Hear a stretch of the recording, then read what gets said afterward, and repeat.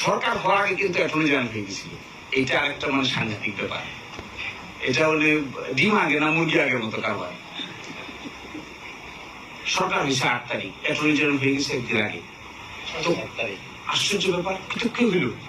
এটা কিভাবে হইল? 6 তারিখ সরকার হয়েছে, 8 তারিখ সন্ধ্যাবেলা, মনে আছে সব আপনাদের কাছে। তো অ্যাটর্নি জেনারেল হয়ে গেছে 6 তারিখ।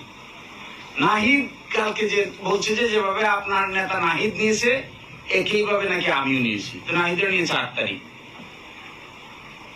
8 তারিখে দিনের বেলা হয়েছে 106 এর রেফারেন্স। তো উনি যে হয়ে গেলেন 6 তারিখ। তো 6 তারিখে 106 ছিল না। তো তাহলে কোথায় পেলেন এটা? এর মানে এই 5, 6, 7 এই 3 দিন এই রাষ্ট্রীয় মেকানিজমে মিলিটারির মধ্যস্থতায় এমন কিছু হয়েছে যা অভ্যুত্থানকারীরা ভালো করে খেয়াল রাখতে পারে নাই।